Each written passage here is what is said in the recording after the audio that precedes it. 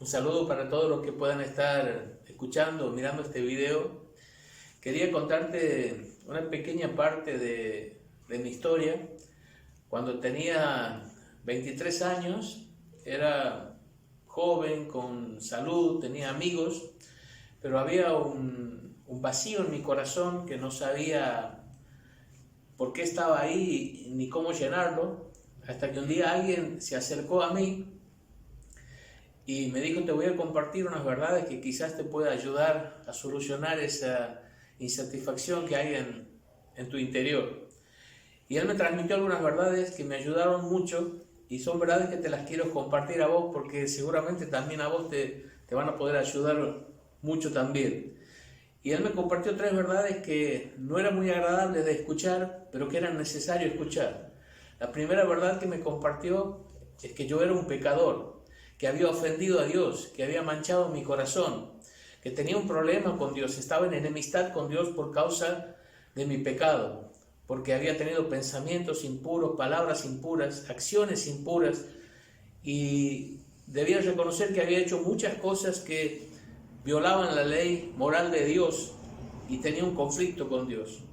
La segunda cosa que él me dijo es que este no era un problema menor, que era un problema bastante serio, porque el pecado no solo tenía el poder para hacer mi vida miserable, triste, vacía, sino que si yo me moría sin arreglar mi pecado a la manera de Dios, podía pasar la eternidad en el infierno, un lugar de tormento y de condenación.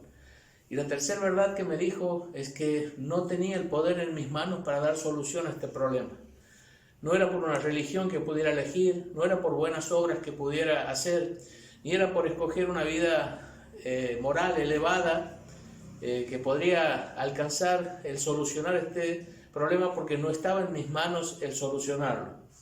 Pero ahí sí empezó a compartirme verdades maravillosas que realmente llenaron mi corazón de esperanza, de alegría, porque él me dijo: la primera verdad es que Dios me seguía amando a pesar de que yo era un pecador.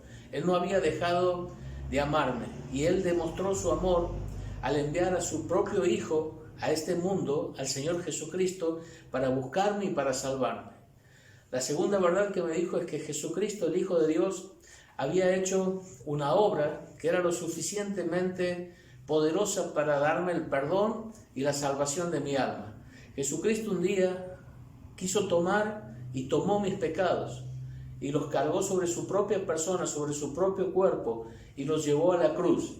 Y en esa cruz, el castigo que yo merecía recibir en el infierno por ser un pecador, se derramó sobre el Señor Jesús. Él tomó mi lugar, Él tomó mis pecados, y Él recibió mi castigo para librarme a mí, para darme perdón a mí.